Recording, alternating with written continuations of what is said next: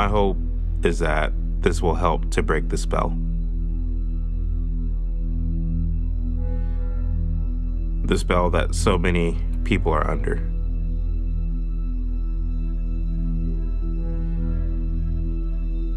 That keeps them angry,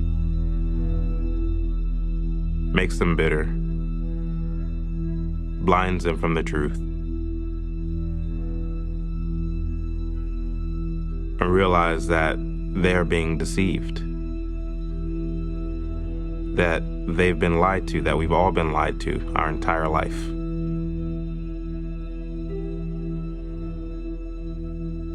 My hope is that people will begin to wake up.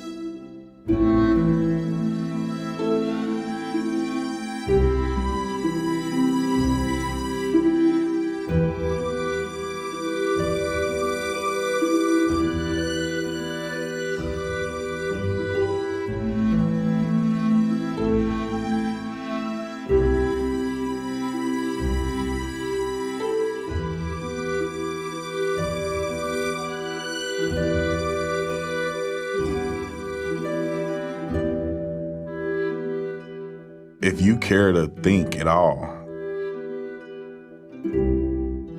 it's very clear that something is going on here.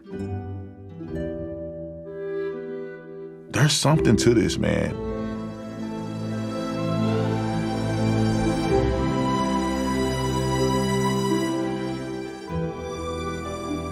Have we been lied to this whole time?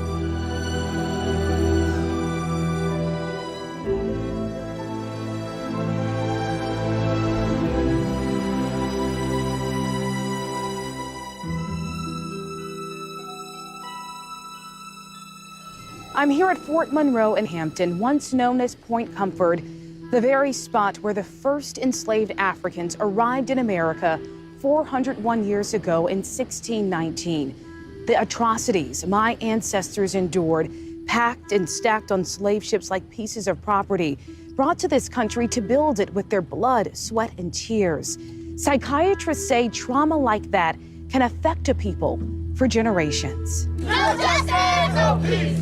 7-year-old Wenta Amore Rogers' passion during a recent protest in New York struck a chord across the country. Peace, no justice. The amount of passion in her voice, in her eyes for a child that young made me not just see her, it made me see our ancestors before her. So that little girl learned that from history. She learned that from her parents. And that's even like why it's so important for us to continue to tell the stories.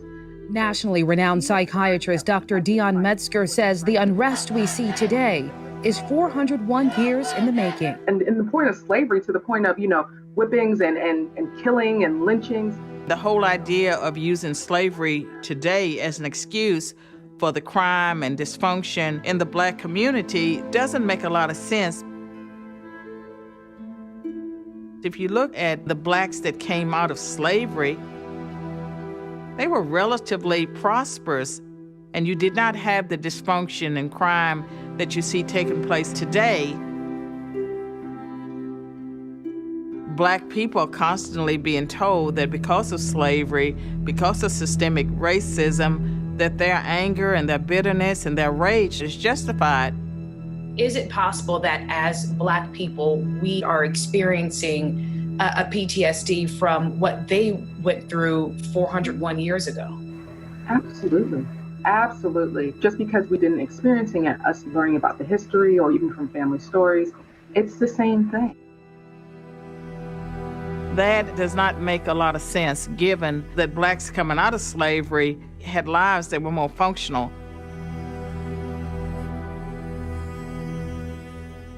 the functionality of Black lives at the turn of the century was because Blacks were deeply religious people.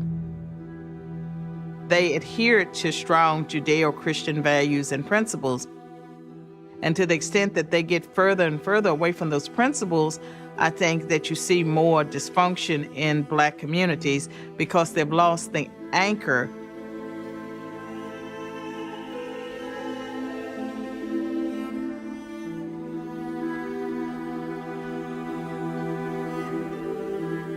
Church was the central point. It was the center point of social gathering,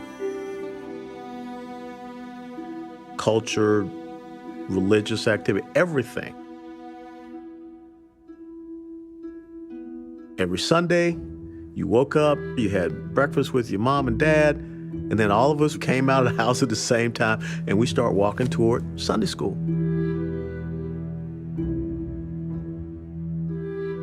Even if you couldn't sing, you're going to be in the youth choir.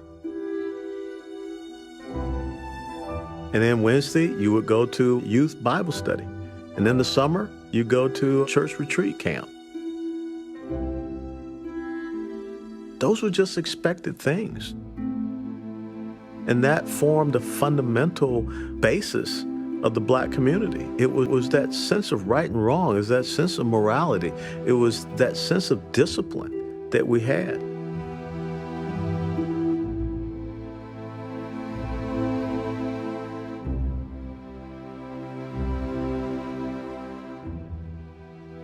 The church was producing hope.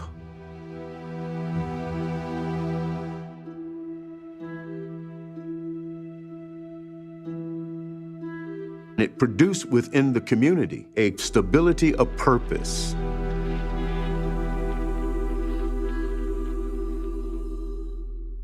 It held us together. Families were strong. Dad was there, mom was there. The children were growing up under the influence of a two-parent home. That all changed. It's not because of racism. It's not because of police brutality. It's not because of slavery. It's not because of Jim Crow. It's not because of white supremacists and white privilege and all that crap they're telling you now. It's because of lack of character. This the gutter right here, you feel me? Niggas die for this shit, niggas die in jail for this shit. Exactly. You feel what I'm saying? Like, niggas die for this shit. Niggas live for this shit. Nigga, I'm born and raised. Niggas in jail for this shit. Free us. Free all the homies, everybody. Free Lil Dub, Lil Baby Dub. Black people lost character. Look at all the neighborhoods, the communities, the cities where blacks have taken over. When they move into those areas, they're very nice. But by the time the blacks are done with them, crime, homelessness, they don't paint their home, they don't clean up. It just become a mess. Long live my boys. We grew up to this shit. Like, ain't nothing. It's because of lack of family, and most black people today do not believe in God.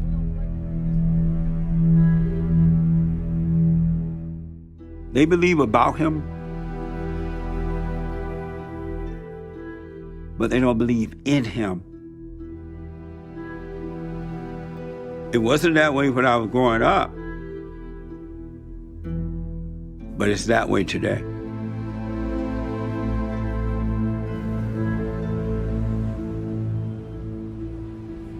If you walk through any black urban community, you see many black men standing on corners doing nothing. Get this paper up. That's the only thing you can do unless these niggas won't smoke, you know? Okay. Young, middle-aged, and old.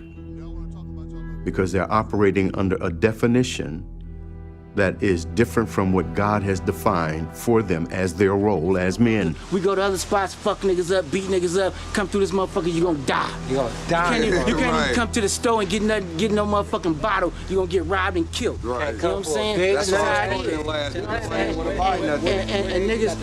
And niggas do a lot of hate. Sometimes I'm ashamed of black people. because we let people take advantage of us. And you can't even call me back tomorrow? What are we projecting to the world? What are we rapping about? Porn star, big booties, let me film it, then shoot it. 3D money, no illusion. It's scary to me at times. Might hit your line, bitch. That is not black culture. That's a facade.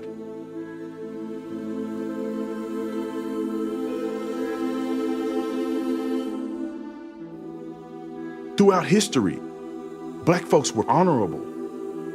They had integrity. That's what black people were. But now, our black people are Jay-Z, Cardi B, George Floyd.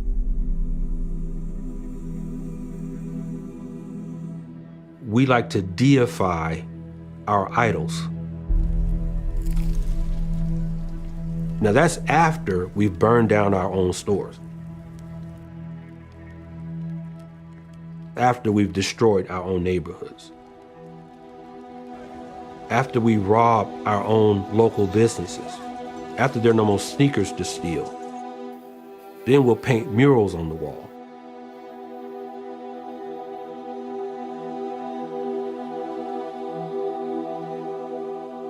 Our young black boys and black girls are being taught to look up to these individuals. That the purpose in life is to be memorialized on a wall like this.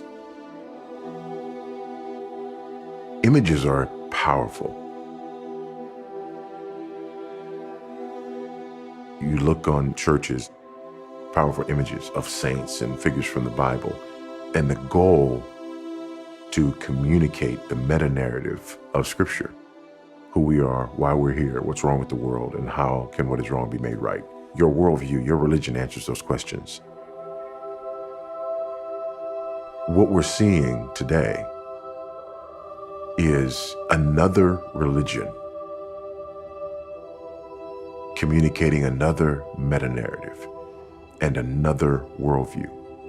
And these murals are the stained glass windows of this new religion.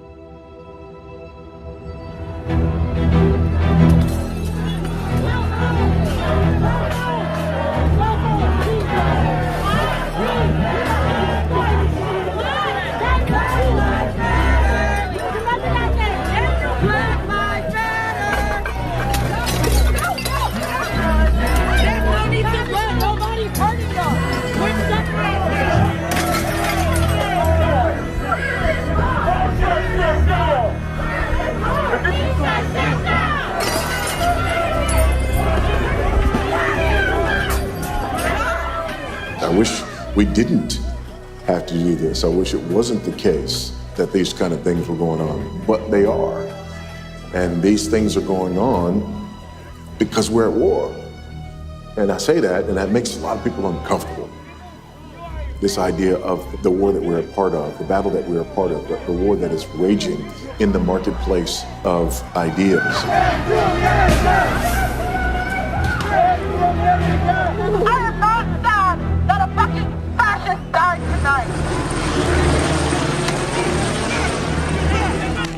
When we go to the marketplace of ideas, we have to be reminded of Paul's words. Though we walk according to the flesh, we are not waging war in the flesh. This is not an easy battle to engage in. Our adversary is vicious, unrelenting, and there are some who've been captured by him to do his will.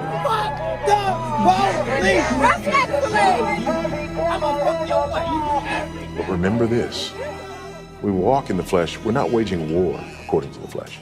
We're not at war with people. In Ephesians 6, he makes it clear, this war is with principalities and powers, not with people. This is a spiritual battle.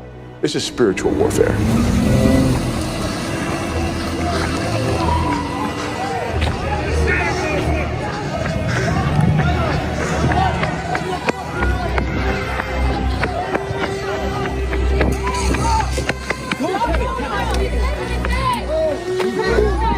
happened?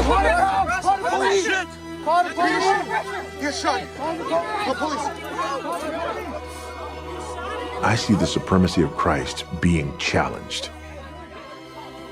What did Marx hate? He hated God. This is a war against God. And I don't want to see people deceived. Why is Black Lives Matter important for the U.S. right now and in the world? Black Lives Matter is our call to action. He was concerned that there's a lack of ideological direction in Black Lives Matter. We actually do have an ideological frame. Myself and Alicia in particular are trained organizers. We are trained Marxists. Communism begins with this German named Karl Marx. 100 years ago, he created the theory of communism in one of his books. If you have the founders of Black Lives Matter saying that they're trained Marxists, how does Marxism relate to the black community? If you're talking about a community that is deeply rooted in the Judeo-Christian faith heritage, then how do you make that connection? This is the book, an official copy printed in Moscow, which explains that communism is based on two main ideas: that all religion is bad and that all private property is bad. Therefore, Marx said, religion must be destroyed. It was Karl Marx who says, my goal in life is to dethrone God and to destroy capitalism. His thinking and his writing concentrated on relationships of power. He looked at the world as divided between those who controlled the means of production and those who didn't. Those who had power, and those who did not. Those who were oppressors and those who were oppressed. The haves and the have-nots. The bourgeois and the proletariat. Karl Marx was inspired by inequities that he saw in society, and he felt that religion was behind the reluctance of people to actually rise up and overthrow the oppressors. He saw God as an enemy because Christians are willing to trust God in their circumstances. Karl Marx very famously said that religion was the opiate of the masses. We have seen that communism got its start in Russia during the chaos and confusion which followed World War I. They promised peace and food, but have brought only war and starvation to their victims. If the devil came with red horns and a pitchfork, everybody would run. He's a deceiver. This is a deception. Their message was seductive. It addressed their sorrow, addressed their oppression and their pain. They gave a message that says that we can help you with that. What they offered was attractive. Because what socialism promises is a utopia. It promises heaven on earth.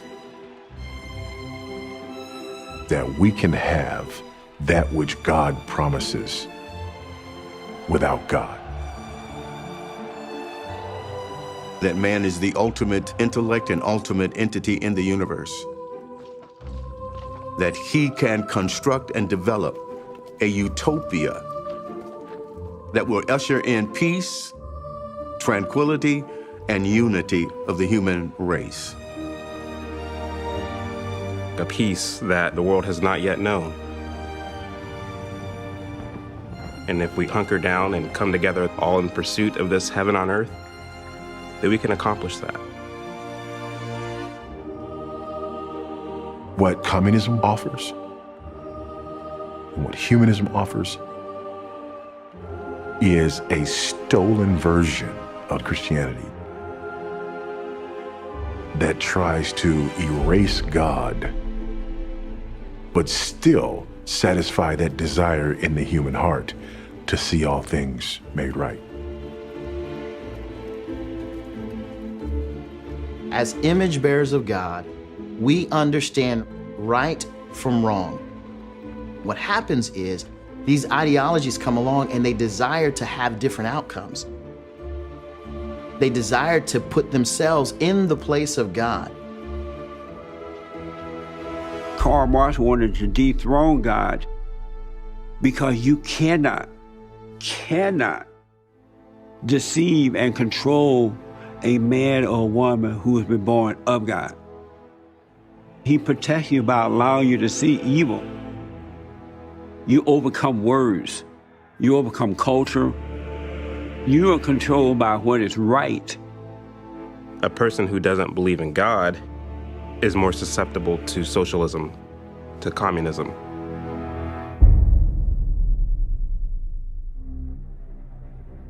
If you believe there is no creator, there is no hereafter, this life that I'm living right now, that's all there is, then you can justify doing anything. People who believe the ends justify the means.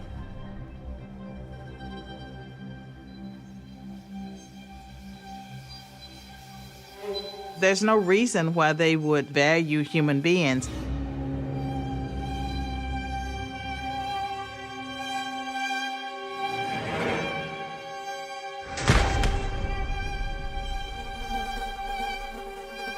And that's why every time you've seen the Marxists get control,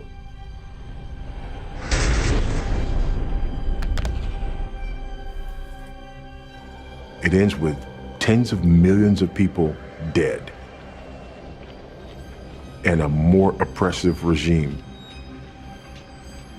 than people were ever fighting against in the first place.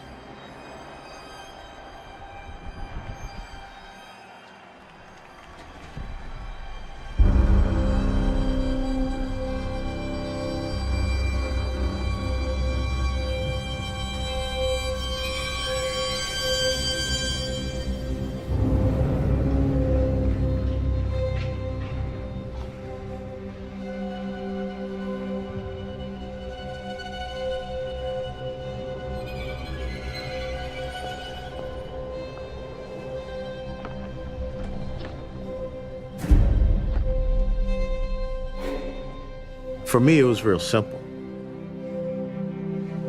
As a young lieutenant back in 1985, I was on a deployment with my unit to West Berlin.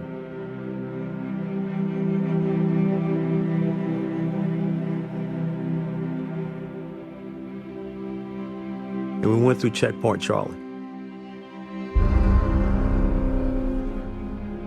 When I came out on the other side to East Berlin, I was like, oh, hell no. I don't want to live like that.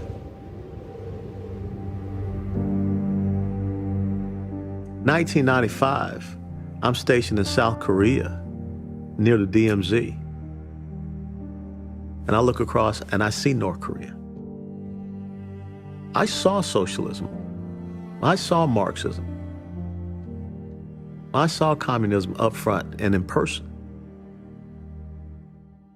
When people have the scales taken off their eyes, then they can see clearly. Today, if you ask the average person, do you know what socialism is? Do you know what communism is? They do not know. Black lives matter. Black lives matter. Our movement, at the core of it, we believe in the liberation of every single human being. What structure will get us there?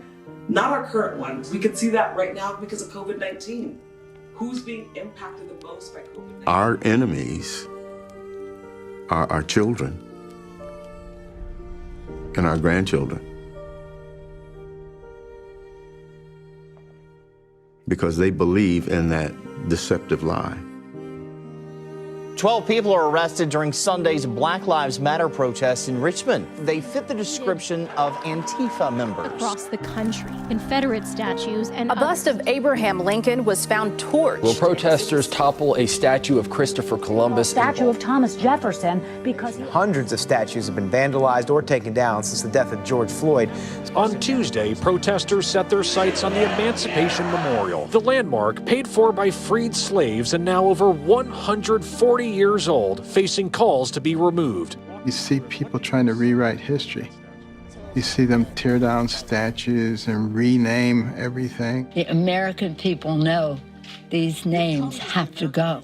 Why is that? New York has decided to remove a statue of Teddy Roosevelt in the face of growing criticism. The statue clearly presents a white man as superior to people of color. Because your history gives you your identity. And your identity is the basis of your beliefs. In 1831, Alexis de Tocqueville came to America to study this country. The Europeans were fascinated. How could a fledgling nation, barely 50 years old, already be competing with them on virtually every level? This was impossible. De Tocqueville was going to sort it out. And he looked at our educational system. See, that anybody finishing the second grade was completely literate. He could find a mountain man on the outskirts of society. The man could read the newspaper, could have a political discussion, could tell him how the government worked. The people who founded this nation said that our system of government was designed for a well-informed and educated populace. And when they become less informed, they become vulnerable. Black Lives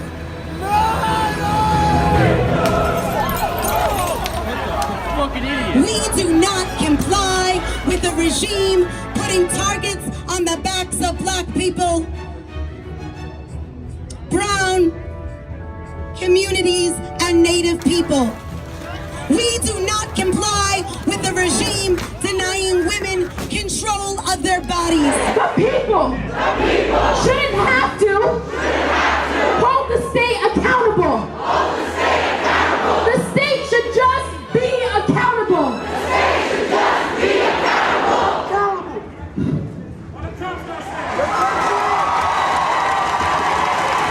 Power to the people. Power to the people.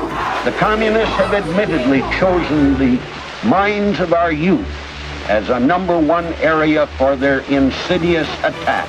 Smother it, smother it, smother it.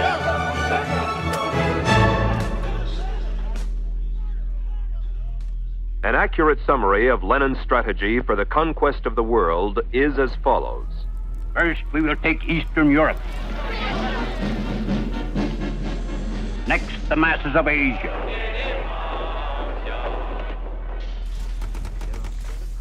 Then we shall encircle the last bastion of capitalism, the United States of America. We will not have to attack. It will fall like overripe fruit into our hands.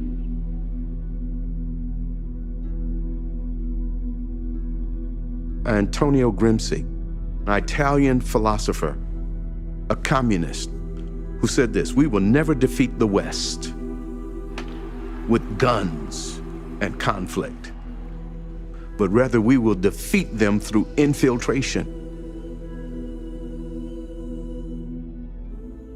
He was one of Karl Marx's disciples that pioneered this slow, gradual transformation of society.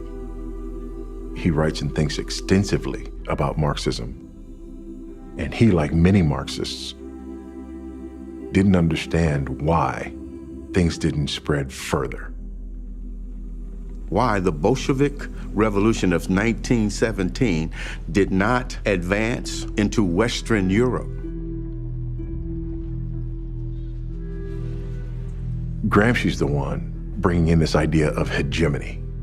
There is this hegemonic power that's communicated to the masses through the robes of society. These ideas that keep them in the dark about their oppression. This hegemonic power has to be dealt with. A culture has to be weakened from within. He writes about a new day. He calls it the new order. He says, in the new order, socialism will triumph by overwhelming Christianity through the institutions. The centers of gravity, the courts, the media, academia, entertainment, even religious institutions. Gramsci understands that you have to do this culturally. His ideas infiltrate many institutions in the U.S. And by institutions, I mean universities. And so out of that, we get cultural Marxism, critical theory, ideologies that are impacting our world today.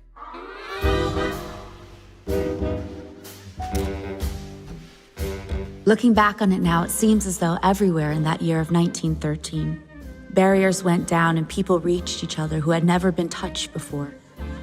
There were all sorts of new ways to communicate, as well as new communications. The new spirit was abroad and swept us all together. Around the turn of the 20th century, you did have this revolutionary spirit that a lot of people were latching onto. And the way that it showed up was through young, impressionable college students, the children of wealthy parents. It had the same kind of social composition that would in later years characterize many radical groups in which the youthful offspring of privilege called themselves the proletariat. Marxism is the conceit of rich kids with fancy educations. Yes, you see that in the, what is this thing called, the Occupying Wall Street group.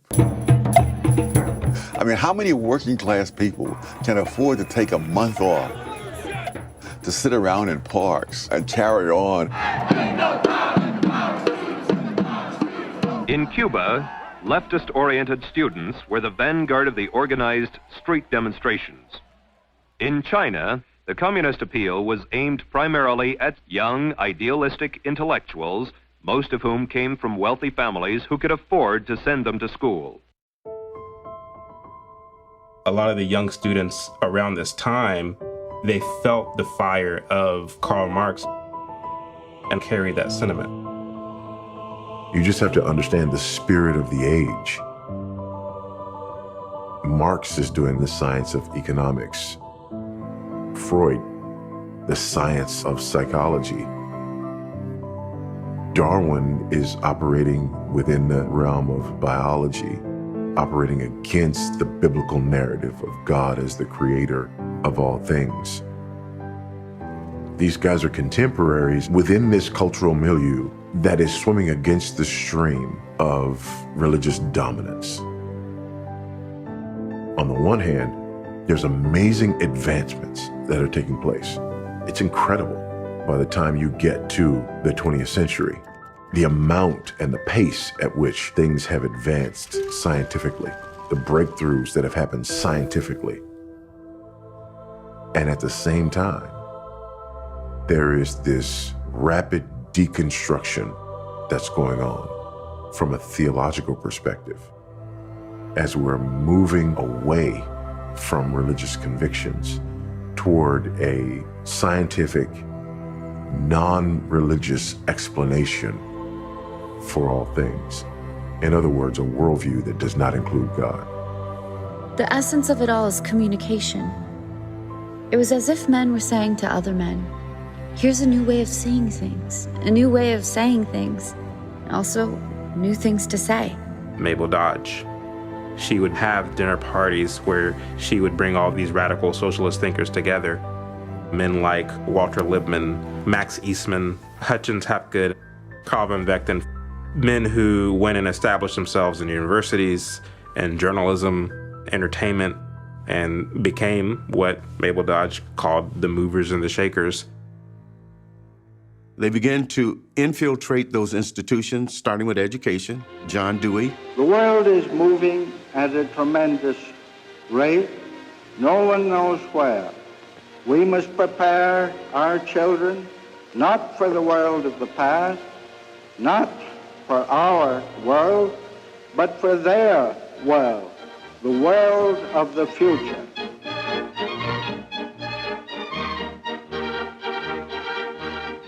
change America's hegemony, its moral structure. Today, an overwhelming majority of U.S. educators are convinced They had to do it gradually, that these new teaching methods are best slowly, generation by generation. Most people assume that mandatory government education has been the norm throughout the history of the world. It hasn't even been the norm throughout the history of America. Mandatory government education doesn't exist until the latter part of the 19th century. Before that, it was unthinkable that the government would be in charge of education. Education is not mentioned in the U.S. Constitution. It is not part of the purview of the United States government. Before mandatory government education, where is education controlled? Church and the family. Homeschools, dame schools, one-room schoolhouse. That's how everybody's educated.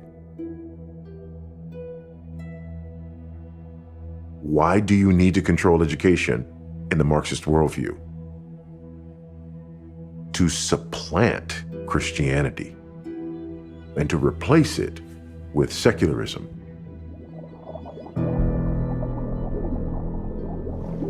Applying Darwinian ideas and Marxist ideas to child development and education. Dumb now. No. In Tennessee, there's still a law against teaching the theory of evolution in public schools. That law was tested once in 1925 in the famous monkey trial. Now, the man being tried for his views was schoolteacher John Scopes, who was arrested for teaching Darwin's theory of evolution, that man was descended from monkeys. The Bible was used in schools all across America to teach values and culture. Bible reading was not something that people felt threatened by. Mighty God, we acknowledge his opinion of the Supreme Court decision banning prayer in schools. The president says the Supreme Court has made a judgment. A good many people obviously will disagree with it. Others will agree with it. Prayer was ended in school first in 1962, and then 1963, Bible reading. And I would hope that as a result of this decision that all American parents will intensify their efforts at home. Would you go to court if you had to pray in school? Yes. Why? Because some people aren't religious. What? Because some people aren't religious. And what does that mean? And that means that it wouldn't be fair for them to have to pray in school. When people start talking about taking back the schools or bringing God back to the schools, these are people who are demonstrating their ignorance because government education was founded for the purpose of usurping religion and God. Fuck you, fucking white piece of shit. Racist. Racist. We love abortion. Racist. We love abortion. God isn't real. God isn't real. As those children become adults, they are naturally going to shift the trajectory of our country to fit this more egalitarian, collectivist worldview. Say his name, George Floyd. Say his name, George Floyd. We're seeing the outworkings. We're seeing the fruit of this ideology, and it's doing what it was designed to do. Blood of Jesus is on my pussy. Blood of Jesus is on my pussy. The fruit of an educational system that has totally destroyed our country. You're seeing the impact of Marxian ideas, the impact of secular humanism in the schools. Ideological subversion, that is a phrase that I'm afraid some Americans don't fully understand. When the Soviets used the phrase ideological subversion, what do they mean by it?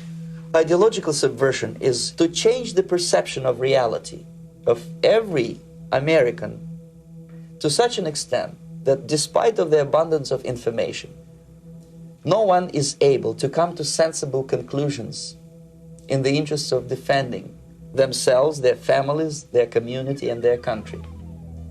It's a great brainwashing process which goes very slow. It takes from 15 to 20 years to demoralize a nation. Marxism-Leninism ideology is being pumped into the soft heads of at least 3 generations of American students without being challenged or counterbalanced by the basic values of Americanism. And you can see it quite clearly that the influence of Marxist-Leninist ideas in the United States is absolutely fantastic. The demoralization process in the United States is basically completed already. The result you can see. Most of the people who graduated in the 60s, dropouts or half-baked intellectuals, are now occupying the positions of power in the government, civil service, business, mass media, educational system. You are stuck with them. You cannot get rid of them. They are contaminated. They are programmed to think and react to certain stimuli in a certain pattern. Not even Comrade Andropov and all his experts would even dream of such a tremendous success. A person who was demoralized is unable to assess true information. The facts tell nothing to him. Even if I shower him with authentic proof, with documents, with pictures, even if I take him by force to the Soviet Union and show him concentration camp, he will refuse to believe it. When a military boot crashes his balls, then he will understand. Most of the American politicians, media, and educational system trains another generation of people who think they are living at a peacetime. False. The United States is in a state of war, undeclared total war against the basic principles and the foundations of this system.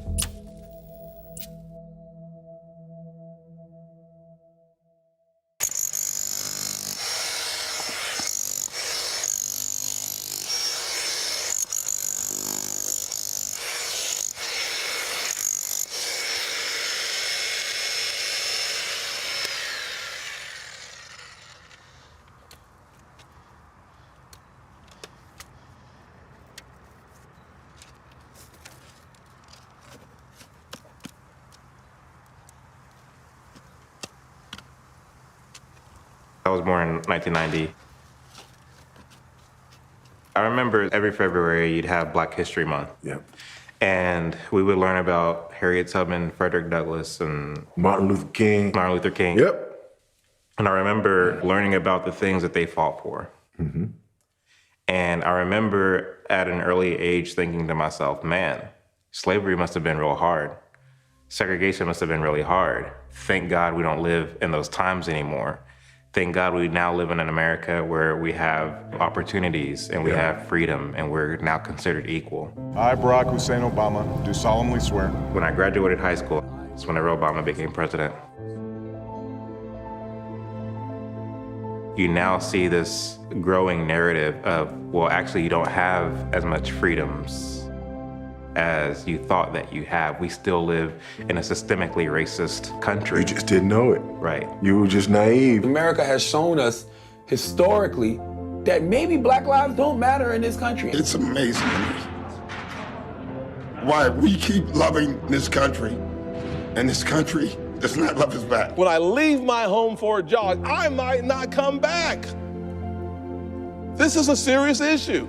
This is an issue for every single kid who says, is this my country? Why do they hate us? What is the parent to say?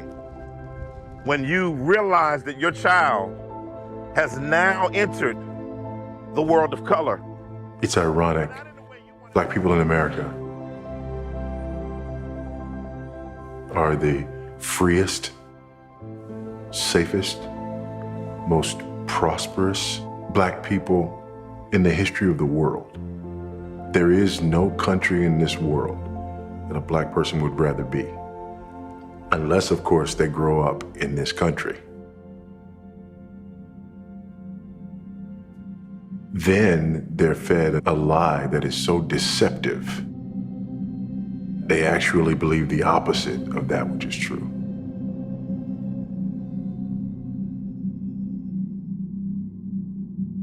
The system in America was never built for Black people because that system has never been changed. Those documents has never been altered. These things were made back in the umpteen hundreds, and these are the same exact literature that's down today. So if it's the same... There are people lining up, black people, trying to get in line for a lottery in their country, for just a chance to come to America.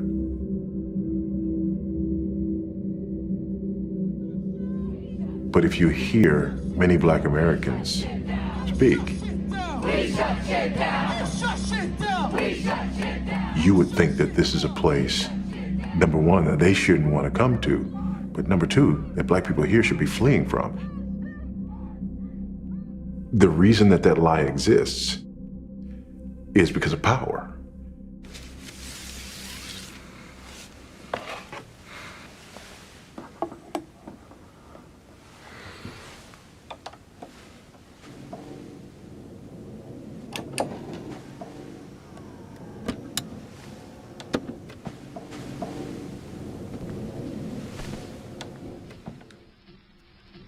Manning Johnson was an American Negro who loved his country, and he loved it enough that he saw beyond Uncle Tom.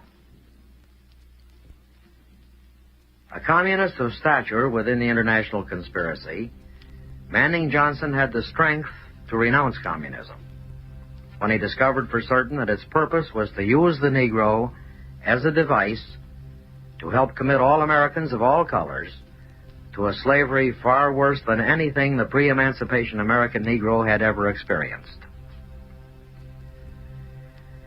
We preserve the speech on this record for posterity, and we present it with malice toward none, but rather with the belief that had its wisdom and sheer logic reached enough Americans at the time the speech was made, the communists never could have succeeded in provoking the violence and insurrection we have unhappily witnessed. Now, Manning Johnson. Don't spread the rumor throughout the world that Negroes are kept in ignorance because of prejudiced white people and all of that propaganda, because that type of propaganda is the brainchild of the communists. And they want to use the Negro to gain foothold in those parts of the world where the darker races exist. They don't give a tinker's damn about a Negro.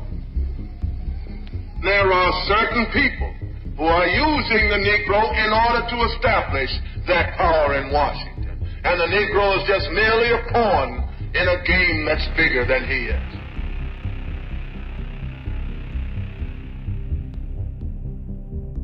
Black people were always ripe for use by the communists because many of us do come from situations of poverty. I'm going to be praying for you. I'm going to be coming back to see you. And we are going to be demanding when we go to Washington that something be done and done immediately about these conditions. We can resonate with the theory that there's someone out there that's responsible for our condition. I am the mother with 6 kids, 6 children. I live on a plantation in an old piece of house. And my husband work on the plantation. He don't make, man give him just $8 a day. And I don't have a job, and it's hard for him to make a job with $8 a day and nothing else to go up against. I got one son stopped school because I didn't have the money to buy him fish and clothing he needed to wear, and he just dropped out of school. And part of the time, I don't even know where I'm gonna get the next meal for my children. Many Negroes, by the thousands and millions, have been left bootless as a result of all of these years of oppression and as a result of a society that deliberately made his color a stigma and something worthless and degrading. It's taking the economic Marxism of Karl Marx and applying it to race relations in a way that whites are the oppressors and minorities, non-whites, they are the oppressed. We have to recognize who our major enemy is. The major enemy is not your brother, flesh of your flesh and blood of your blood. The major enemy is the hunky and his institutions of racism. That's the major enemy.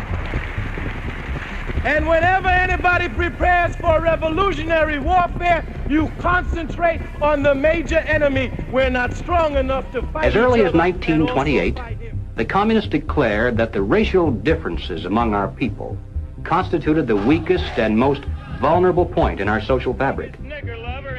By constantly probing and straining at this one spot, they calculated that eventually the cloth could be torn apart and that Americans could be divided, weakened, and perhaps even set against each other in open combat.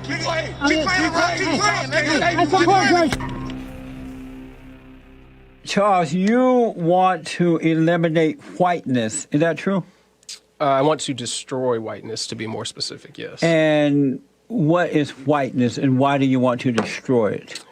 So whiteness is an ideological construct, right? It's an ideology, it's a set of behaviors and beliefs and practices that not only normalize the white way of seeing the world, but the white way of doing society. And so that structure has proven to be violent towards people of color, because it's the norm and standard by which we are judged, which is an inaccurate one. And so I think that needs to be destroyed in order for the liberation of people of color from white supremacy to take place. Now, to be sure, that is not to conflate whiteness with white people, although all white people do benefit from whiteness, and there are people of color and black folks as well who adopt ideological positions that are consistent with white supremacy. And again, that is a disappointment, and it disenfranchises and harms people of color. So I think that ideology and that philosophy needs to be destroyed. Oh, man.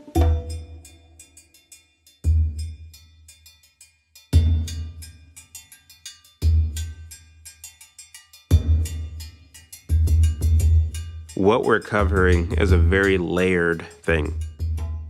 We're talking about over a century of tactics, writings, education, journalism, music, film, all these different vehicles being used to carry out this ideology. Many of our people's minds have been whitewashed. If a Negro comes up to you and you turn your back on him, he's got to run to the hunky. We're going to take time and patience with our people because they're ours. They're ours. It's very clear.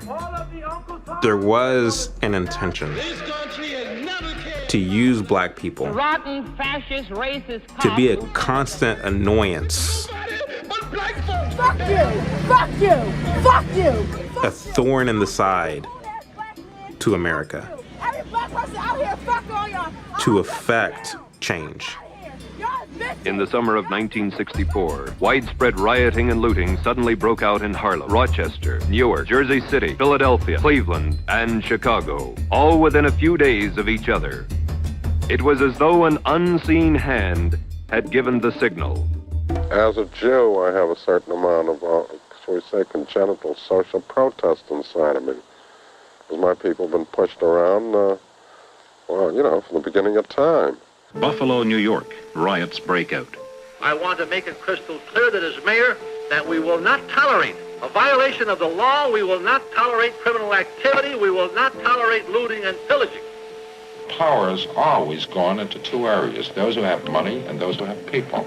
We have nothing but people. And the politicians understand this. After 4 nights of violence and $100,000 damage, the mayor promises to do something about employment opportunities within a week, if they will cool off. We were only in there for about a month and a half when Buffalo blew. We weren't even organized. And even our critics... His name is Saul Alinsky, and there are still many to whom the name is meaningless. But to millions now, he is looked on as a savior. And these are the so-called have-nots, the culturally deprived, the abject poor. Saul Alinsky is the father of community organizing and the progressivism that you see manifested across America. People do not get power except when they take it, or when they're strong enough so that the other side gives it up. He was a Marxist, but he was very practical. If you force an issue over too long a period, you can run into some real troubles. Let me tell you one of... And he was into tactics. You tell them that the next time we meet, we'll meet in front of the United States Senate in the hearings room, and they'll come there because they won't get an invitation. They'll be coming in response to a subpoena. He wrote a very famous book called Rules for Radicals. It is, without a doubt, the strategic playbook, as well as the Communist Manifesto of Karl Marx and Frederick Engels.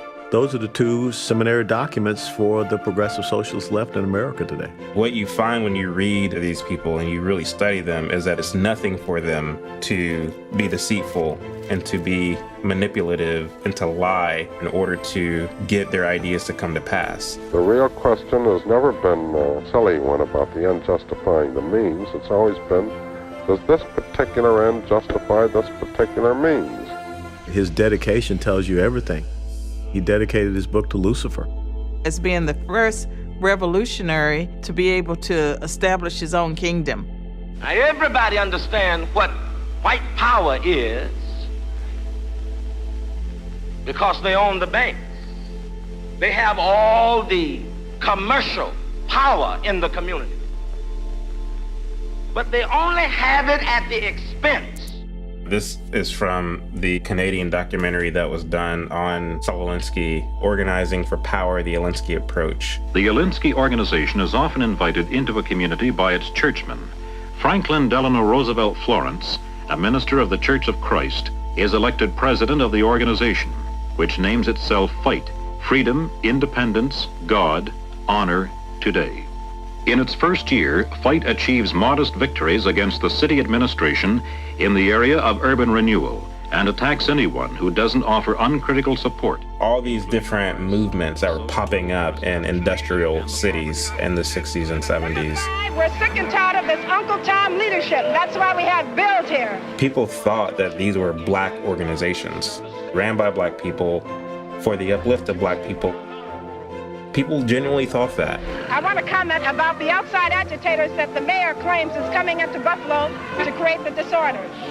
What these short films of Saul Alinsky showed is that it was actually white Marxists. Alinsky sent in Dick Harmon as staff director. Once I give the word to go, we're off. There will be no turning back. Alinsky sends in Ed Chambers, his top organizer. Chambers works quickly to set up the local organization in time to avoid another summer of violence. Every organization that we build is built on a multi-issued basis.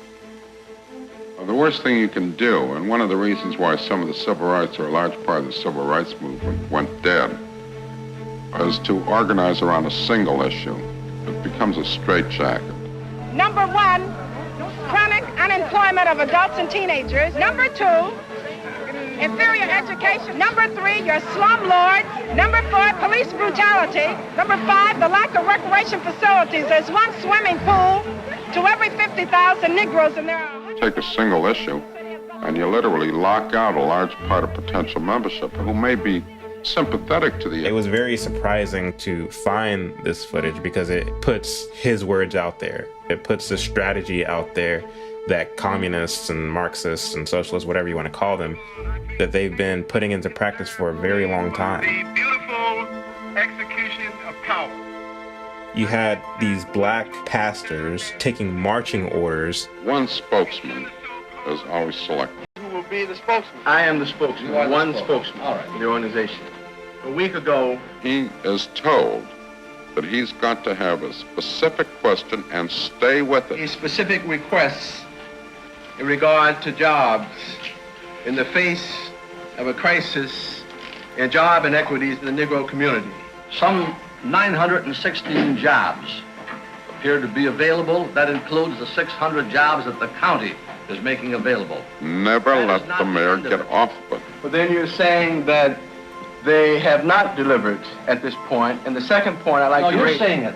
I'm not saying This it. is one thing in terms of tactics. You sit with a political leader and you say, this is the question. Are these jobs of a temporary or permanent nature? I haven't got the full specifics on them. Some of them will be You don't hear some will him. be temporary, but Do you recognize us or don't you? Well, let me at this time, Mr. Mayor, make crystal clear Bill's position on this job matter. To the extent that you have black pastors involved. Minister Florence, were you successful in getting the Kodak stockholders list? These were just black frontmen. They denied us the right to see it again. Same racist tactic. Saul Alinsky is very strategic in what he's doing. Minister Florence interrupted him, calling for a point of order. He's very calculated in his approach to organize people and to effect change. If you don't give us no shit, if you don't give us That's our shit. It made me think about Black Lives Matter because Black Lives Matter is a modern organization. The reality is that race in the United States operates on a spectrum from black to white. The prevailing narrative is that 3 black women who are concerned about black people, who love black people. These are the women who started Black Lives Matter, and that it's a black movement, and every white person associated with it is merely an ally. It is a tool for our allies to show up differently for us. I was wondering, is there a white Marxist behind Black Lives Matter? Displacement, genocide, and climate crimes. Is that a laundry list or a web of connected crises? Our next guest has been helping people's movements make the links for decades now. He's Eric Mann of the Labor Community Strategy Center right here in Los Angeles. How did you get started? Well, I come out of a Jewish socialist. What I found is Eric Mann. I've been organizing with the Congress for Racial Equality, Students for Democratic Society, worked with the Black Panther Party, was in SDS, was in Weatherman, went to prison for political issues. When you look into Eric Mann, you look at what he believes and what he wants. Free the U.S. 2 million prisoners and 100,000 less police. Free, safe, and legal abortion with public support and financing, and minors having the right to abortion without parental consent. Reparations for the transatlantic slave trade, unconditional amnesty and option of citizenship for 12 million immigrants, end the war on drugs, the war on crime, the war on gangs, and the war on terror. After you put these ideas out, you got to train organizers, and we have been able to recruit young Black and Latino kids. My name is Patrice Cullors. I am the co-founder of Black Lives Matter. I'm also the executive director of the Black Lives Matter Global Network. She came out of the bus riders union. She's grown up in South LA. Patrice wants the stage, in some way wants to occupy it. It is our duty to fight for freedom. It is our duty to fight for freedom. It is our duty to win. You work with each person to say, you need to lead. I only have an army of generals. I do believe in Marxism. It's a philosophy that I learned really early on in my organizing career. We were taught to learn about the systems that were criticizing capitalism. Whenever Patrice Cullors said we're trained Marxists, she was telling the truth. She's a trained Marxist. And Eric Mann is the man who trained her. I spend my time right now organizing mainly young people that want to be revolutionaries. Young, primarily women, Black, Latina, Asian.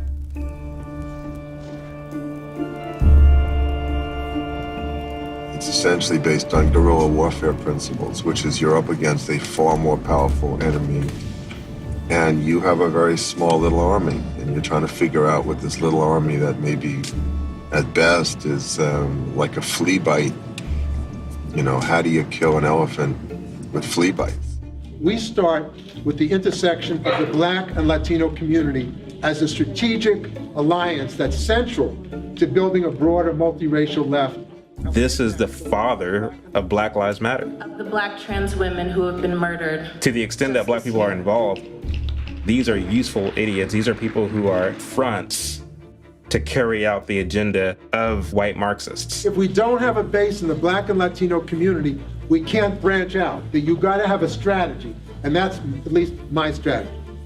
We don't believe that majority white organizations can be transformative organizations. Black Lives Matter? It's a white-run organization.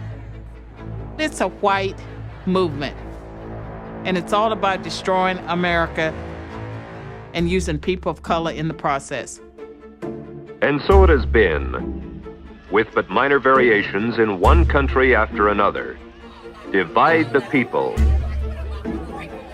Get them fighting among themselves rather than their common enemy. For well do they know that the nation so divided and weakened can be easily conquered from within.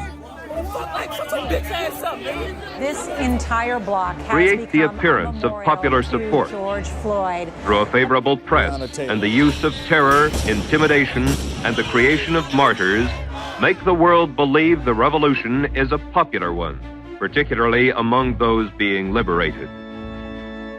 Neutralize the opposition. This guy right here is a racist. He's a white supremacist. When obstructionists to the cause become too irritating, label them as fascist, Nazi, anti-Semitic, extremist, racist, controversial. Precipitate mob violence. Get the mobs into the streets. March and demonstrate.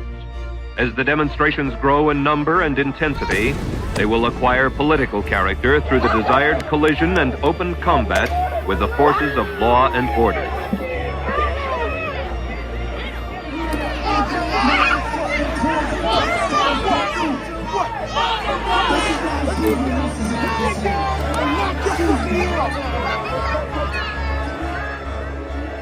We're watching young people being informed by people who are leveraging their emotion.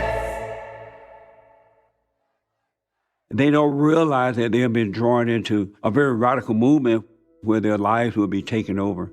When I came to the organization, when I was organized into the organization, I was 17 and a half.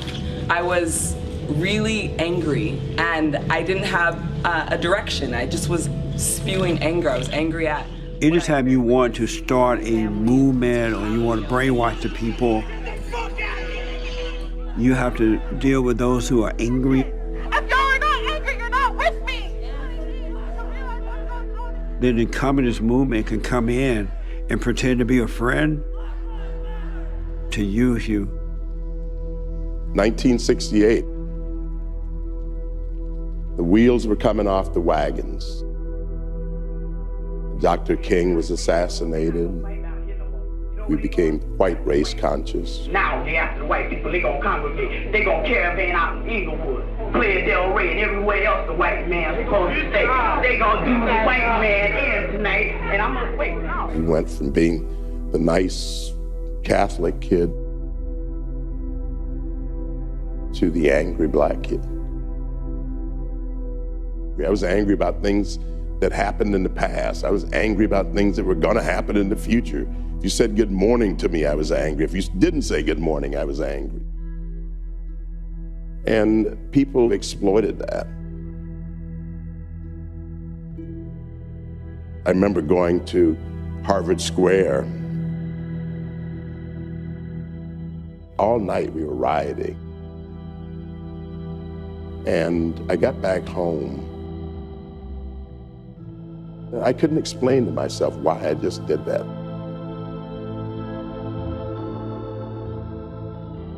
You will be used, you will be taken advantage of because you cannot see what you're getting into. You can't see.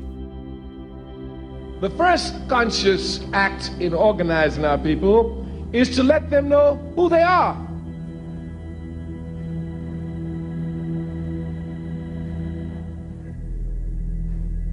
If you think you're an American, you will fight to protect the interests of capitalist America. If you know you ain't no American, you'll fight to destroy every aspect of American capitalism.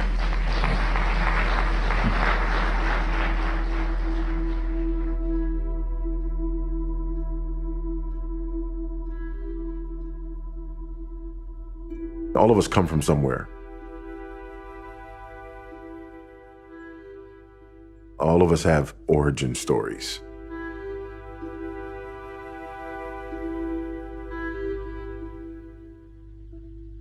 Why do I, as a black man, have this nice, wholesome German name? It's because of slavery. It's important for me to know that story. But it's also important for me to recognize that as an American, I have another origin story.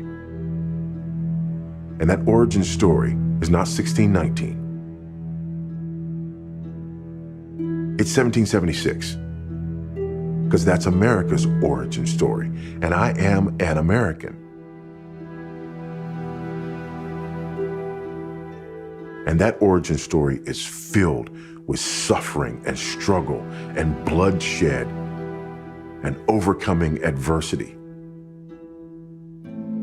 An Irish person whose family survived the Irish potato famine and then came to America.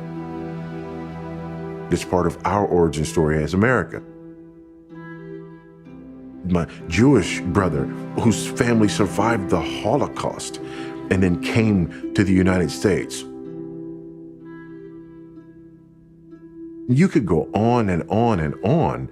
And what you eventually realize is that God, in his providence, has brought us all from hardship. Divine providence was clearly operating in the lives of Black Americans.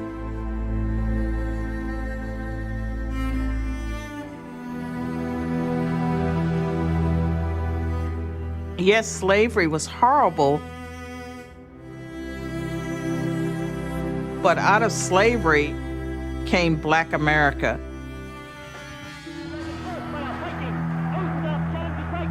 If you look at the accomplishments of Blacks throughout history,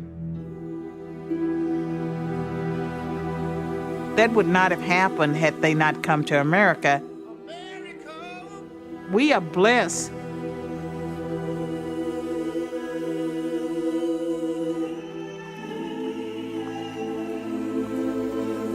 It is a great satisfaction to have connected with the race of men and women who are able to do something that enhances the comforts and conveniences of life. As you go on, increasing your ability to do things of value, you will find that the problem, which often nowadays looks more and more difficult of solution, will gradually become easier. Booker T. Washington was my hero. When I was in high school, they used to take us over to Tuskegee. Every summer, we would spend a week over there, staying in the dorm and learning about Booker T. Washington. A lot of Black people don't understand what he was all about. When he came to Alabama, when he came to Tuskegee, he pushed work, industry, and the books. He didn't have pity on these former slaves. We must recognize the fact that our capacity is very largely different from that of the people of the white race. I know we like to say the opposite. It sounds well in compositions, does well in rhetoric, and makes a splendid essay. But to say that we are equal to whites is to say that slavery was no disadvantage to us. This is all we can say of ourselves. With proper development, our condition and capacity will be the same as those of the people of any other race. He was influencing people to take advantage of their own lives, do the best with what they had. Getting out there and working hard and earning things on your own. Be an entrepreneur. Start your own business. Build your community. We need to look to ourselves. We need to transform from within. He urged Black people to set your bucket where you are and make your success right there where you are. Cast down your bucket where you are. A third and fourth speaker for Walker was asked, cast down your bucket where you are. Captain of the first person, last Indian country, cast down your bucket.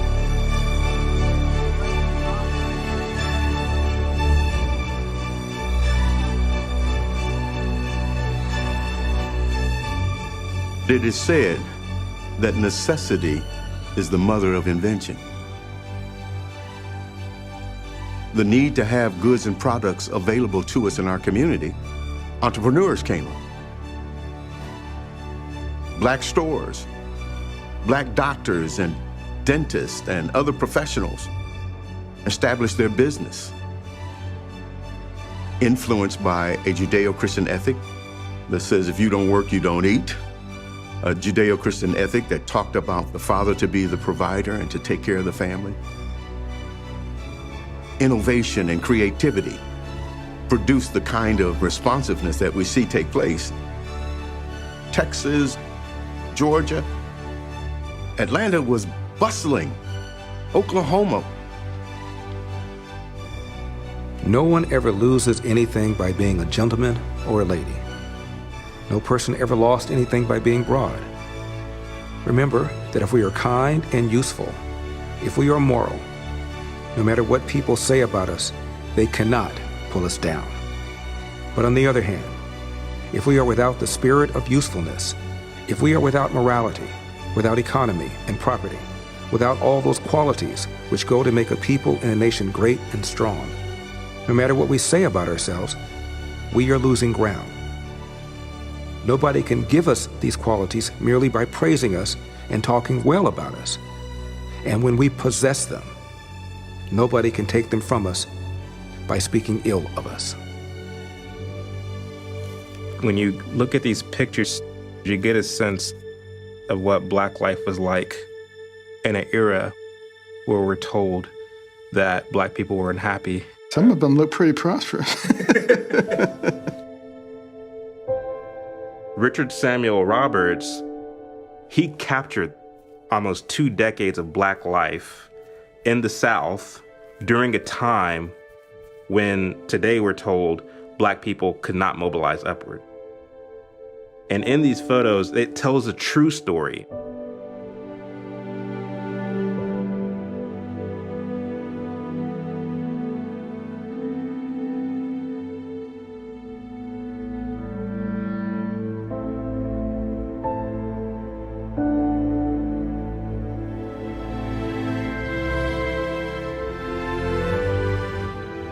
After slavery ended, there were a lot of very successful Black people. They abounded in a lot of different places. I grew up down in Alabama.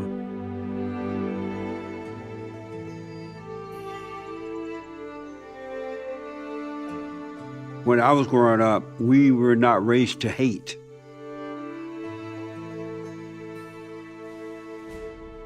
We were never taught that America was bad and that we were not Americans. We were raised to love America. We were taught about slavery, but not in a way where it made you hate. My family and other Black people around me were working, their own land. Those that wanted to go to college went to college, or they started their own business.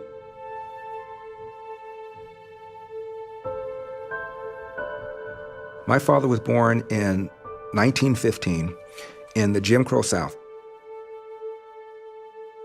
Athens, Georgia.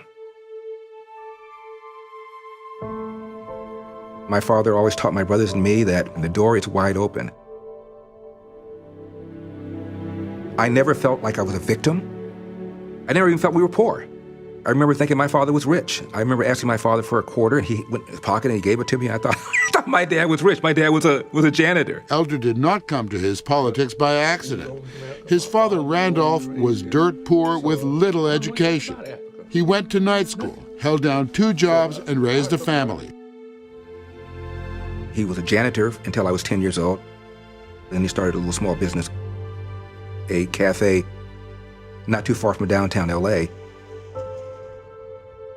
And my father was always about working hard and not making excuses. When Larry says, look, if you just forget the issue of racism, just put your head down, study hard, work hard, you're going to be all right in the end. You think that's true? It worked for me. It worked for me. That was Black America, but it's an America that we don't learn about, specifically because whenever you have something to be proud of, people have less of a chance of controlling you. People walk around talking about make America great again.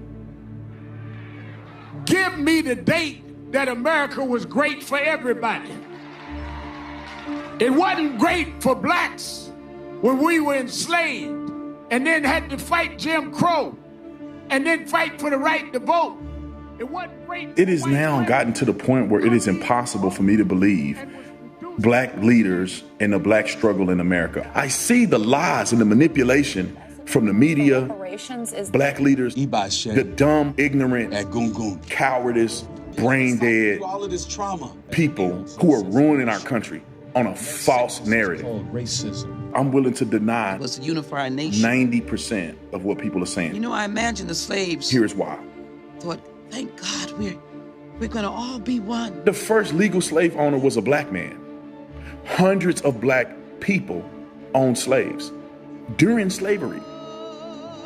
But yet our entire plight of the black community is because of slavery.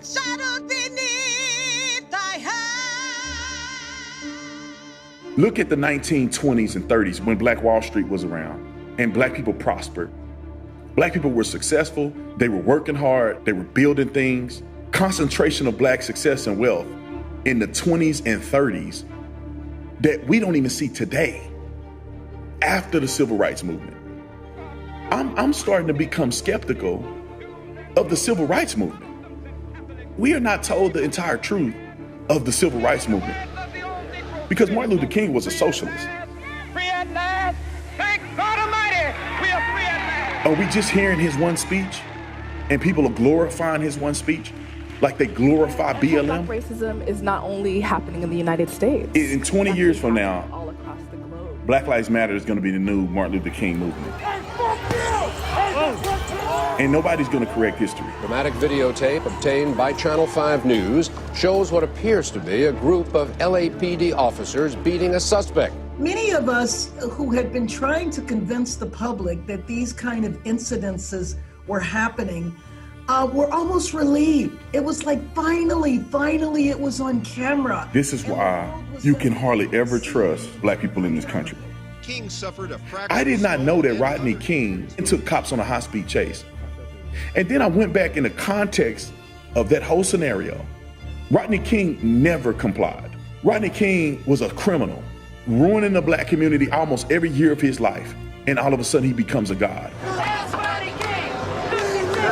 Building's on fire. Oh my God. Terrible. And there's no police presence down here. The same Rodney King mentality is what we see from the black community even now. Rodney King is a Philando Castile. We need to get disruptive a little bit. We need to let them know our pain and what we feel. Eric Garner. Angry crowd tonight in the streets of Jacob Blake. Overnight fires in meetings. Breonna Taylor. Officers no. Dramatic videotape obtained. Rodney King is the same thing that they're doing today. The death of Eric Gardner. Philando Castile. Deadly police shootings. And we are brainwashing people into believing a history that never happened. Memorial Day marks 100 years since the Tulsa Race Massacre. The infamous massacre that took place in Tulsa, Oklahoma, 1 century ago. The worst incidents of racial violence in this country, the Tulsa Race Massacre of 1921. The Tulsa Massacre was a race riot before, in 2018, these black activists and scholars turned it into the massacre. Race massacre. Race massacre. Tulsa Race Massacre. President Biden will visit Tulsa, Oklahoma to mark the 100th anniversary of the Tulsa Race Massacre. This was not a riot. This was a massacre. That Tulsa Massacre is bullcrap. A white mob killed some 300 black Americans. 300 black people died. That's not confirmed at all. Descendants of the massacre are calling for justice. They use this example as to why Black America was never able to build wealth. It's pretty much a reflection of just the Black experience in America in general. Never able to pass down wealth generationally to their children. What would our lives have been if we weren't robbed of our generational wealth? They always point to this one place in Oklahoma, known as the Greenwood District, Black Wall Street. In the 20s, it was a model of Black success. Black businesses, Black churches, strong Black family units.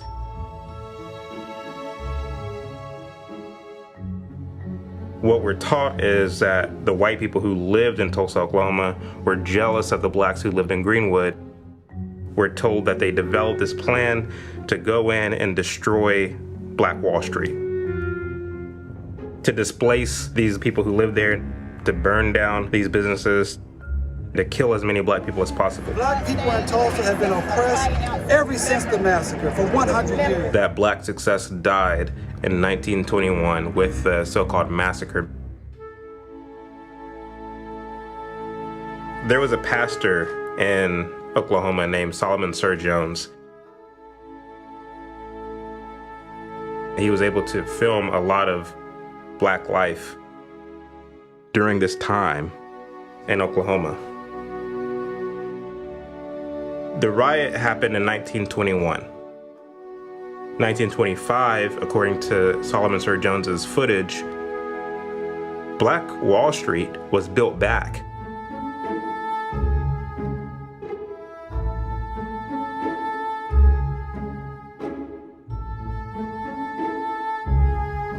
And what you see is life as usual. After this so-called massacre. And then you fast forward even to the 1940s. You see the same thing. Successful, happy, well-to-do black folks. You broke the contract when for 400 years we played your game and built your wealth.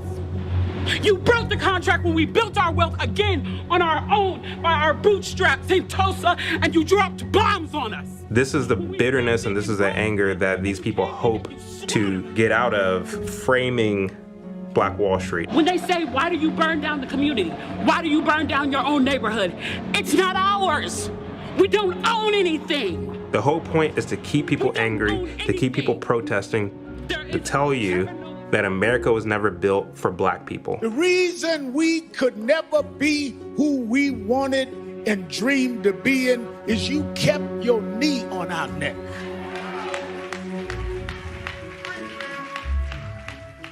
This part of Oklahoma was not the only place in the United States where black people were doing well. There are all sorts of black neighborhoods like that throughout the entire South.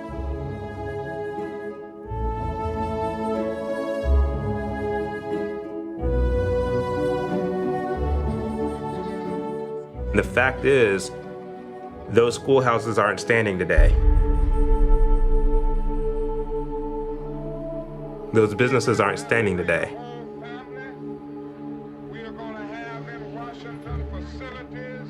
It wasn't white racism that destroyed it. And we are going to demand that the government do something about these conditions, and we're going to demand that they stop cutting off poverty funds, which end up often making the rich richer and the poor poorer. Now, we're going to do this, and I just want you to know. Now, he acted like a good nigga for the white folks. But I tell you, I don't want to even be around no more good niggas. I'm with them good Negroes. That's what they call Rodriguez, a good Negro. I want to be with the bad niggas, because I know what's happening with the bad niggas. That's where I want to be. I want to be with the niggas. The thing that killed all these black businesses was a mindset change as a result of the civil rights movement. That is a major, tragic, and staggering depression that we face in our everyday lives. The rats is sleeping with me and my kids, and why should I pay the rent? I'll go to court if you want me to. How you gonna tell me to love this property that exploits me every day when the average black man in Harlem works the first Monday, Tuesday, and Wednesday for a landlord? The thing that killed all this black success was rhetoric. Racism is still alive in American society and much more widespread than we realize. You guys have spent 60 years complaining about white people, where in the good old days when men were men and boys were boys, blacks were not doing that.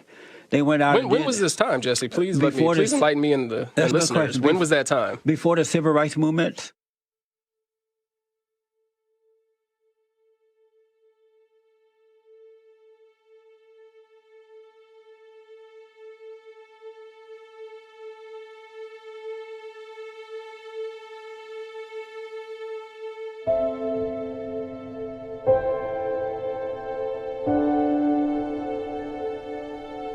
Booker T. Washington, through his Tuskegee machine, started what was called the Negro Business League.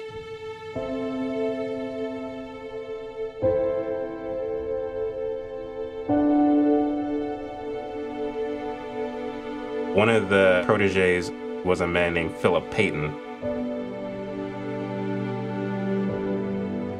Encouraged by Booker T. Washington, particularly his message of buying property, went to New York and saw an opportunity to buy one of the buildings there in Harlem, which was predominantly white at the time.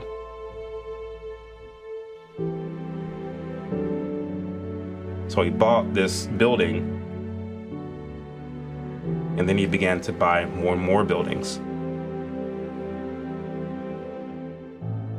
He started an Afro-American Realty Company. This began to spread, and other black realtors began to do the same thing. This was in the early 1900s, between 1900 and 1910. People began to migrate to Harlem. Individuals who were educated in the South.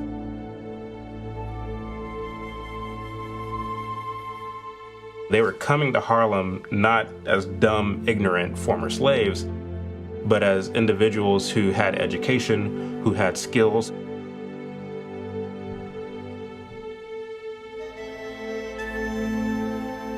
They brought with them all of the ingredients to really thrive and to really make it, and they were determined to make it. They became the black bourgeoisie.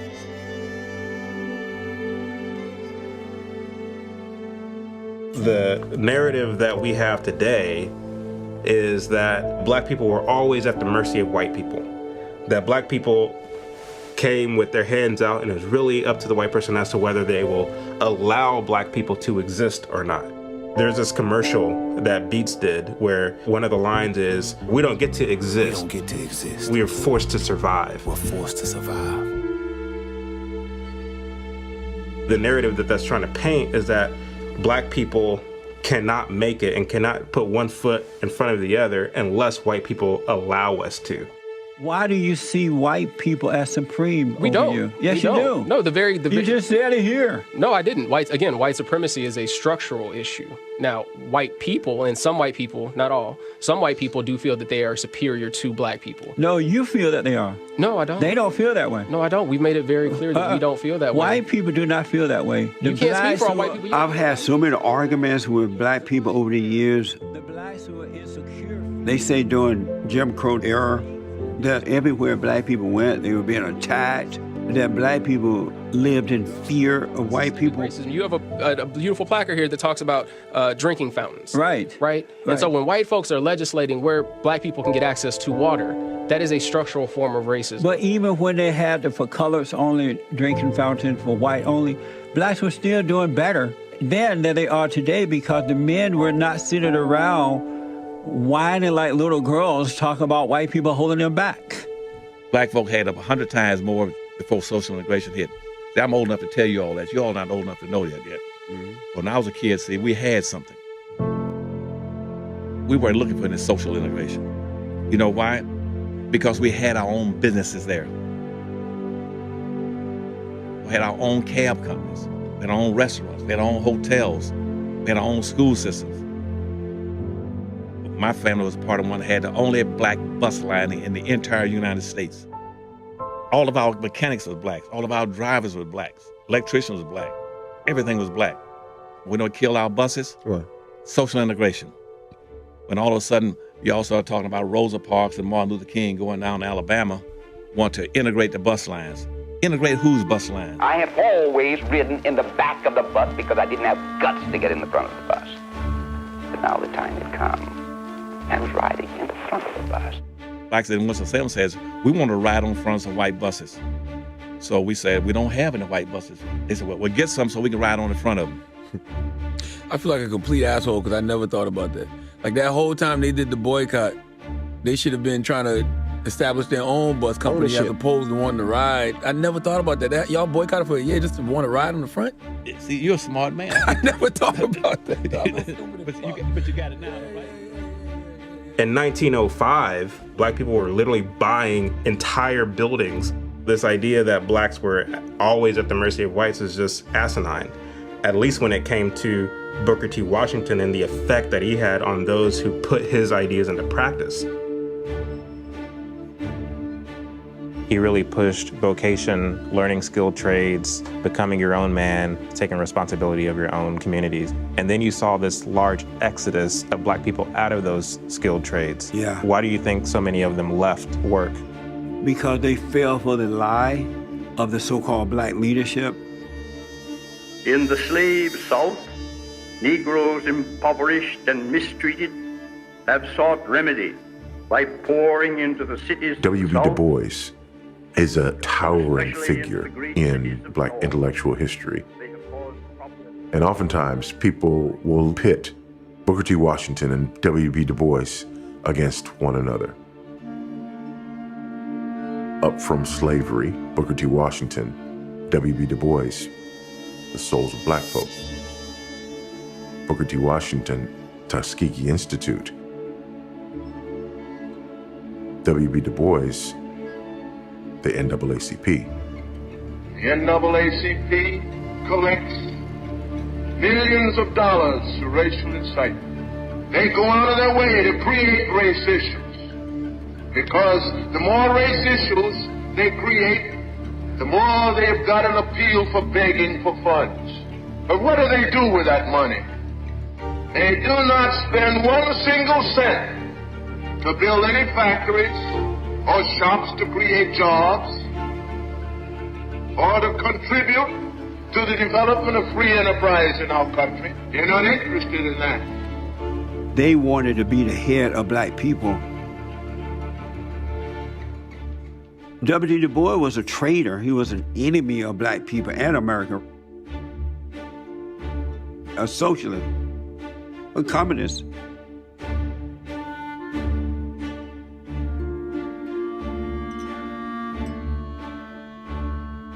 It was Mary White Ovington and other white socialists who started the NAACP.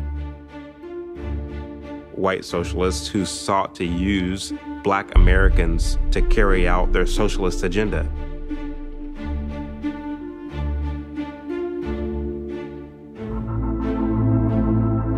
They needed a black face.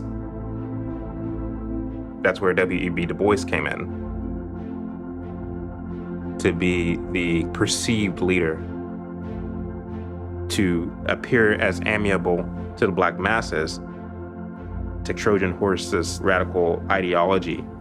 This nation tries to prove its prosperity by balancing monopolized wealth of the owners of great corporations against the poverty of our lower third. The NAACP was started by a white socialist woman, not a black man. Whenever the NAACP began to take off, you had men like W.E.B. Du Bois trying to make a name for themselves. In order to make a name for themselves, they needed to sabotage men like Booker T. Washington, who had influence. Unfortunately, it's only a Negro minority of intellectuals and leftist Negro preachers who presume to speak for all of the Negro people. They try to silence all opposition by calling anybody who disagrees with them Uncle Toms. They want to disparage Booker T. Washington as the Uncle Tom. Booker T. Washington is this ultimate picture of the black person who gives the white people what they want and lets them off the hook. And W.B. Du Bois is this hero because he airs the grievances and he calls white people to account. Which is interesting because he was born to freed men. He was born well off. He didn't know what it was like to be raised in the South. Booker T. Washington was born and raised in the South. He was born into slavery. There was a way of simplicity about Washington. He was a very confident man. He was a man of faith. Du Bois was an atheist, very troubled and very paranoid. He was educated at Harvard, where he was trained to look with disdain at Western civilization and at capitalism in particular. And he saw Booker T. Washington as his intellectual enemy because Washington pushed utilizing capitalism instead of trying to do away with it. You will find it true, not only in this country, but in other countries, that the demand will be more and more for people who can do something. Regardless of color or condition, the world is going to give the places of trust and remuneration to men and women who can do a certain thing as well as anybody else or better. Just in proportion as we do this, you will find that nothing under the sun will keep us back. I was able to look at this book called Harlem, A Century in Images. It gives you a timeline from its inception to its collapse. From the beginning, whether it's the kids in the classroom, the way that the people are dressed, the business owners, you see this classiness, that they're well put together, that they're self-respect, that they're dignified people. And then somewhere down the road, you have new players on the scene, preaching a certain message, a certain agitative, militant message.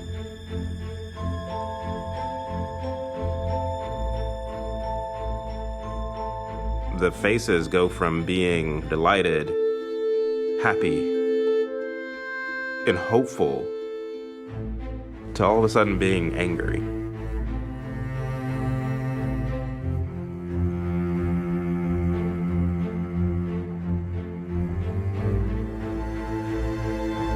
The book captures, probably unknowingly, the story of Harlem.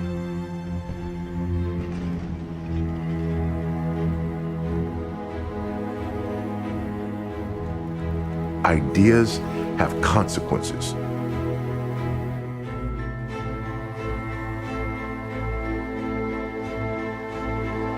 And if you follow these ideas through, what you get is the W.B. Du Bois story. Many of us believe and hope that socialism will and must come to this land. We see no other way. But scores of others do not believe this, and that's their right. They have, however, no right to prevent the truth about socialism from being told. They have no right Socialism. to prevent students from studying the remarkable philosophy of Karl Marx. Begging somebody to accept you, to love you. That's his legacy. You had black power in Harlem. You legitimately had that. What Booker T. Washington and his faction was able to build, W.E.B. Du Bois and his faction destroyed. That's the reality of Black Harlem. The communists have planted the idea, don't do anything for yourself. Just get out there and fight and yell and scream and demand everything. That spirit was implanted in them by W.E.B. Du Bois, who was positioned by white socialists. Lashing civilization into niggers with drip of blood and roar of He was doing the same things in his time. There are only two ways to explain why black people were enslaved and white people. As Ibram X. Kendi and others are doing today. Fear is one of the dominant emotions of the black experience. Fear. Selling out black people. Out of the ashes of white denigration, we gave birth to ourselves. For prestige. Doing what he's told. Must stop the spreading of lies about the socialist world. Securing power for socialist demagogues. As Americans, you have a right, a legal and constitutional right, to call yourselves communists.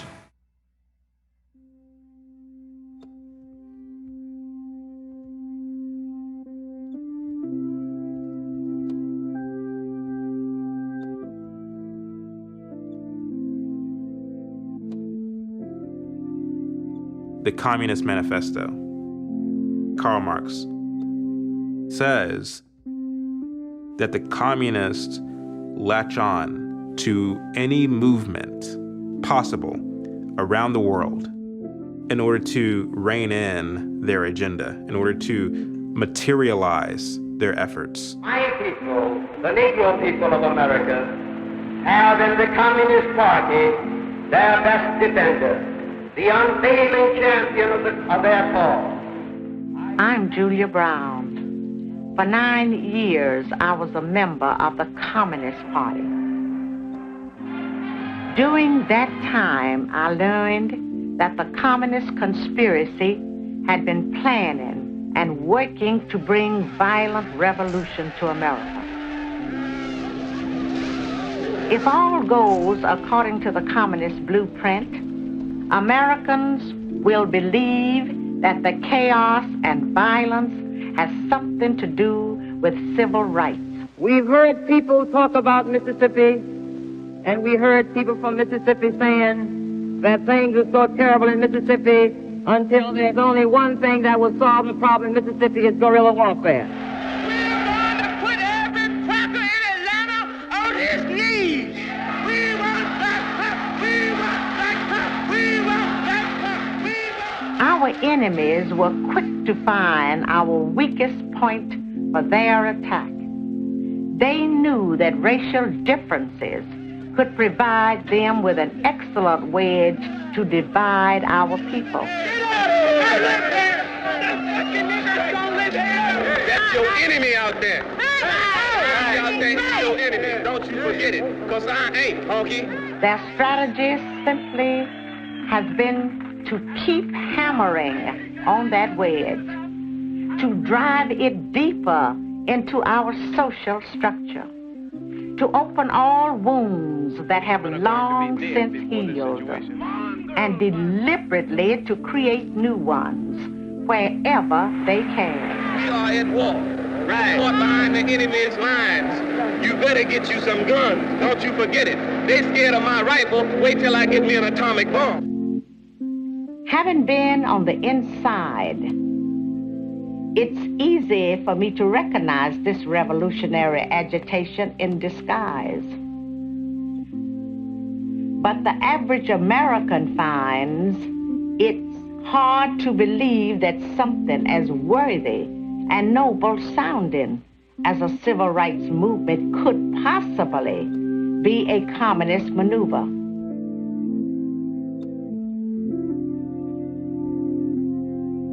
We have to begin to ask the hard questions.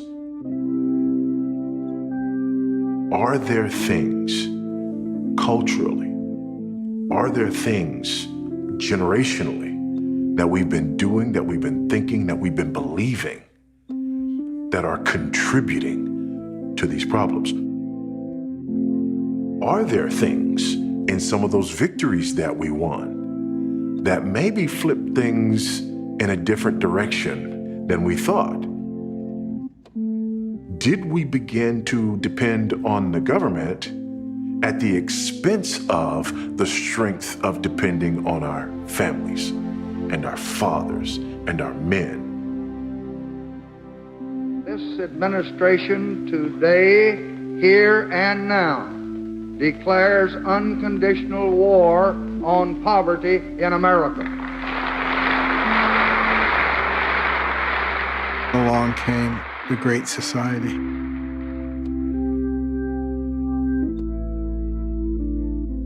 The war on poverty. The things that took away the incentive for family formation, made people dependent, made people think that they had a right to be taken care of. That was the death blow to the Black community.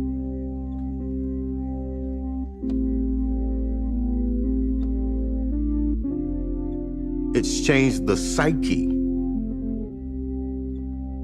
We no longer think out of the framework of a Judeo-Christian ethic that is incumbent upon me to use the gifts that God has given me to meet my needs. And now we're depending upon the state. This food stamp card ain't got number 17 cents on it. Terry Clark says she stood in line for more than 6 hours at Clayton County's Human Services office because food stamp help for her 6 children unexpectedly ended. There's no telling my kids that we can't eat. I'm not taking no, because my babies don't deserve that. When are y'all gonna come through? When you gonna come through? When I'm on my last pill? Or better yet, when I'm dead? Me and my kids, they haven't ate since this morning. And I was supposed to get my food stamps yesterday and I didn't get nothing.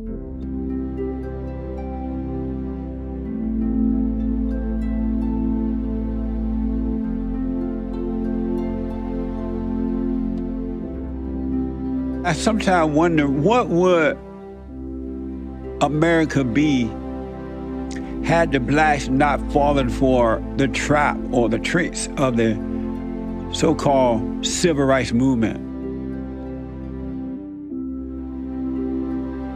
Had they not gone with that but stayed on their course, how great would this generation of blacks be?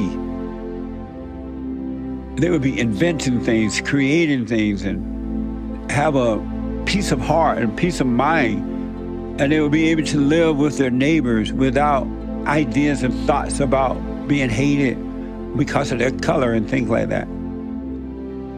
It would be a different black people. It really would. But they sold their soul to the so-called civil rights leaders and so forth. Most have not been able to return.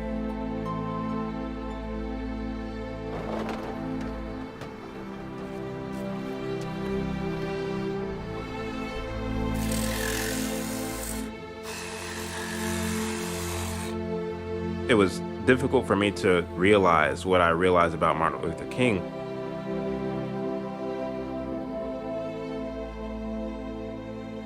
An American icon, the Holy Grail. Taking something that was once noble, the image of the black pastor, put his faith in God, put his family first, raised his children well, taught them productivity. That was the black community. People who were proud to be American.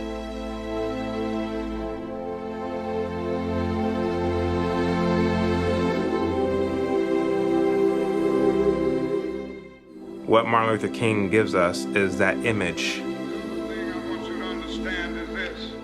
But it's preaching a different message. And it didn't cost the nation 1 penny to integrate lunch counters. Well, it didn't cost the nation 1 penny to guarantee the right to vote. But now we are dealing with issues that cannot be solved without the nation spending billions of dollars and undergoing a radical redistribution of economic power. Yeah. We'll get into that next.